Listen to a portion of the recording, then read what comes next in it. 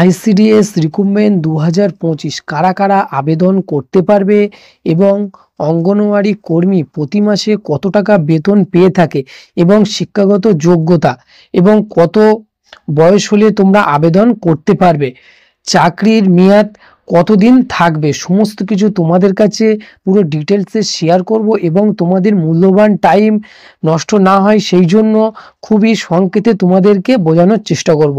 তো আর বেশি দেরি না করে চলো মূল বিষয়ে আলোচনা করা যাক।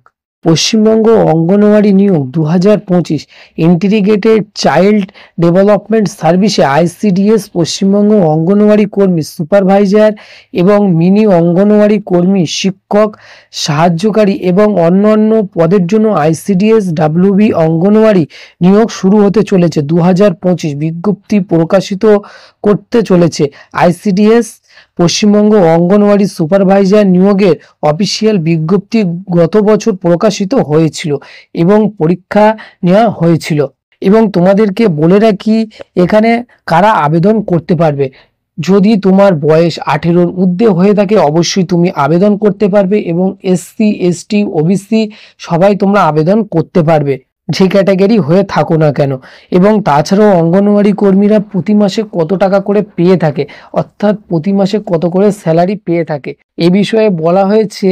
অঙ্গনওয়াড়ি কর্মী AWW বেতন পেয়ে থাকে 3000 টাকা থেকে 4500 টাকা পর্যন্ত প্রতি মাসে বেতন পেয়ে থাকে।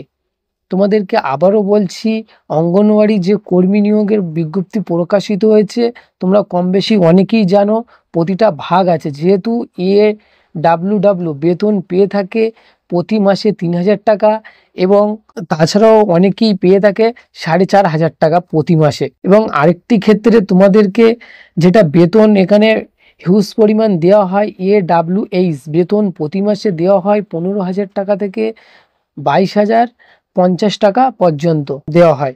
এবং চাকরির মেয়াদ তোমাদেরকে বলবো, চাকরির মেয়াদ হিসাবে এখানে বলা হয়েছে, চাকরির মেয়াদকাল বলা হয়েছে 18 বয়সে আইসিডিএস রিক্রুটমেন্ট 2025 চাকরি পেয়ে যান তাহলে কিন্তু তাকে 65 বছর পর্যন্ত এই কাজ করতে হবে।